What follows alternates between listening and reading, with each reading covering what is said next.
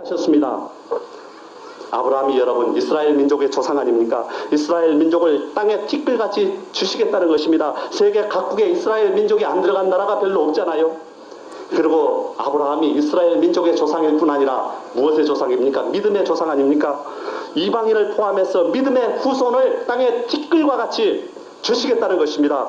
예수를 믿는 성도들이 세계 각국에 없는 나라가 별로 없잖아요. 하나님은 오늘 우리에게 묻고 계십니다. 내 눈을 들어 사면을 보라. 무엇이 보이더냐? 여러분 무엇이 보입니까? 4절을 보니까요, 무리가 다 모여 내게로 오느니라 그랬어요.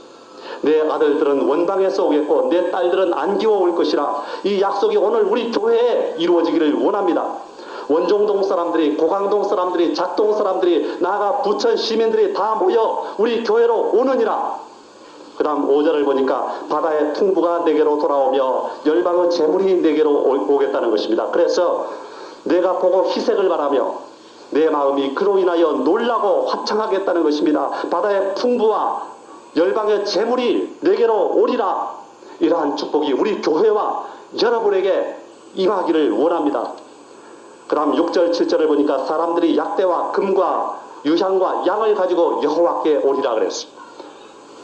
그러면 그것을 내가 기꺼이 받고 내가 내 영광의 집을 영화롭게 하리라 그랬습니다. 이 약속이 오늘 우리 교회에 이루어지기를 원하는 것입니다. 사람들이 금 같은 믿음과 유향 같은 기도와 양 같은 순종과 약대 같은 재물을 가지고 교회로 오리니 내가 내 영광의 집 만남의 교회를 영화롭게 하리라. 얼마나 좋습니까 여러분?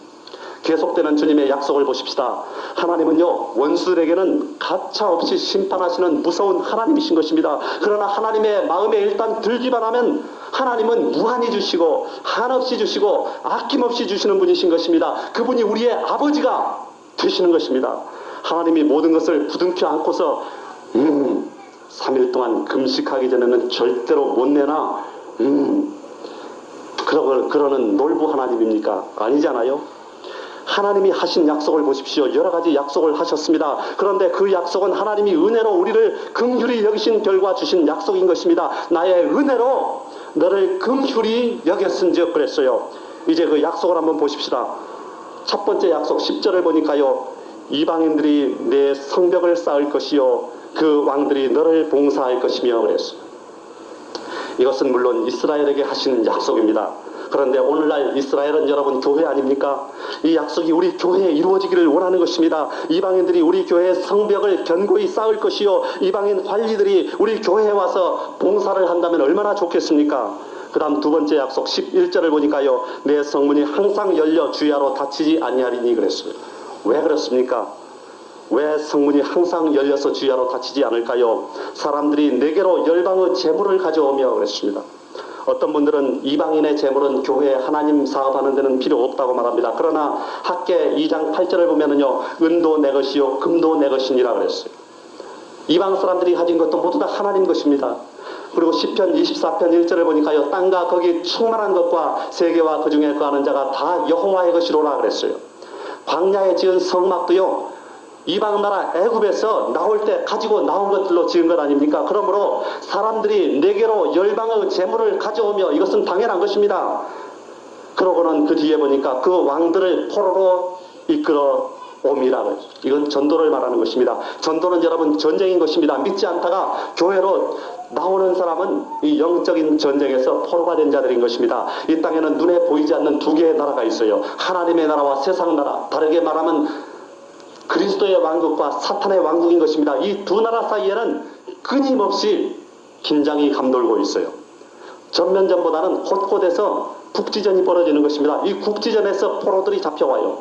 이렇게 해서 잡혀온 포로들이 바로 전도를 받아서 나온 새 신자들인 것입니다. 우리 교회에 이와 같이 포로로 잡혀온 사람들이 많아지기를 원합니다. 그리고 여러분이 바로 이 전쟁을 수행하기 위해서 충원된 군인들인 것입니다. 예수 그리스도가 사령관이요, 목회자는 더러는 군단장, 사단장, 더러는 연대장, 대대장, 중대장, 더러는 소대장, 분대장, 그 성도의 수에 따라서 그렇게 말할 수 있지 않겠습니까?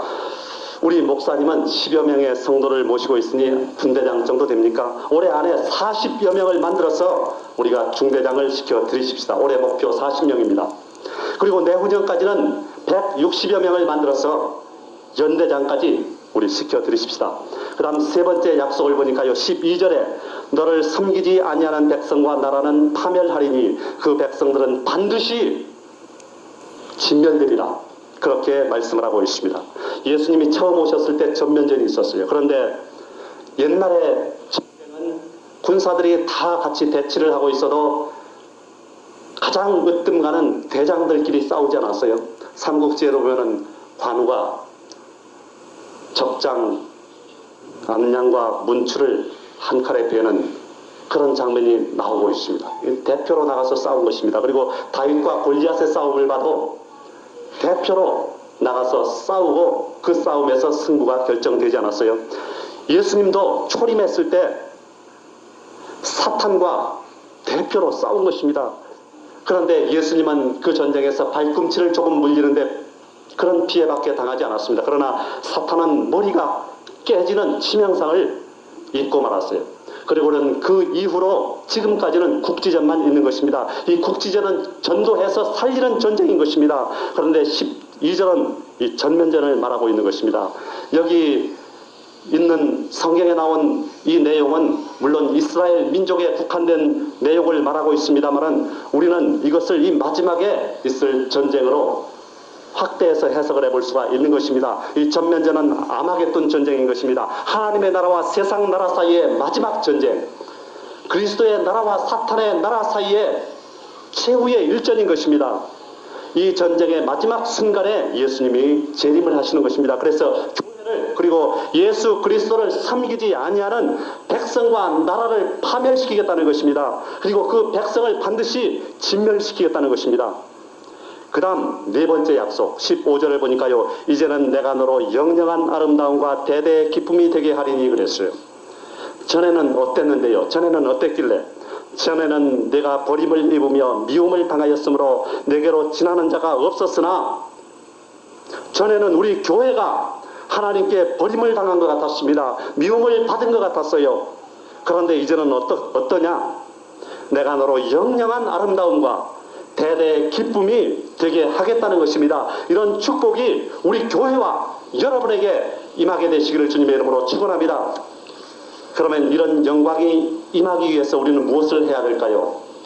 전도해야 되는 것입니다. 이 전이 가득하게 차면 얼마나 영광스럽겠습니까? 많이도 말고 적게도 말고 이 성전이 가득 차도록만 기도하고 전도를 하십시다. 한 곳에 융통성이 없이 목회를 하는 목회자가 있었다는 것입니다. 그는 안 믿는 동민들을 보고 지옥 갈 사람들이라고 해서 대화도 하지 않았답니다.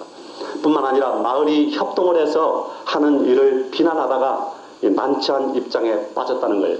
성경 진리대로 보면은 이 불신자가 지옥 가게 돼 있잖아요. 그리고 불신자와 멍해를 같이 하지 말라고 했기 때문에 잘못은 없다고 생각할 수도 있습니다.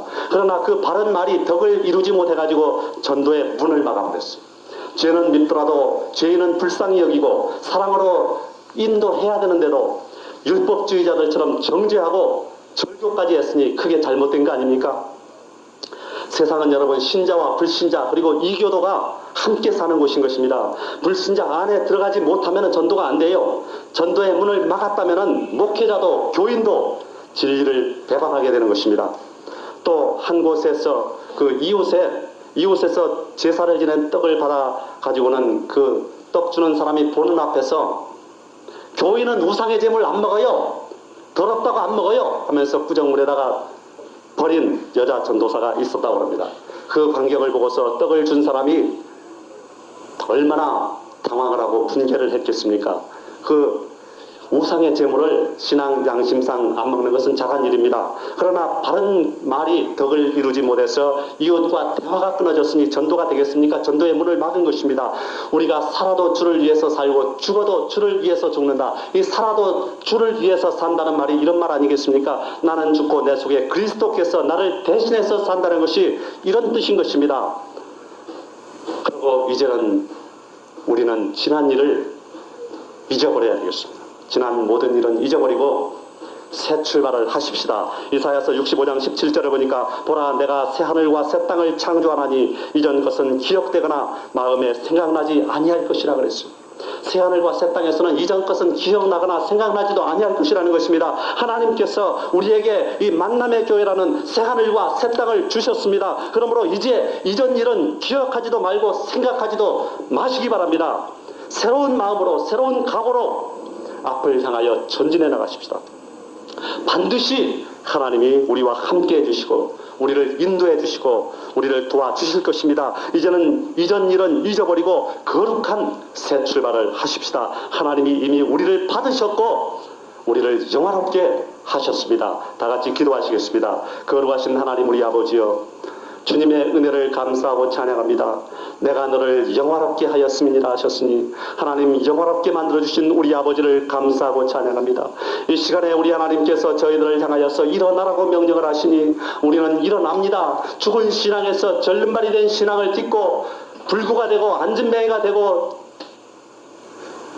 중풍병이 걸린 신앙에서 딛고 일어납니다. 주님의 일어나라는 말씀을 믿고 일어납니다. 하나님 우리 아버지, 우리를 힘있게 하시고 능력 있게 하시고 우리에게 힘을 주시옵소서.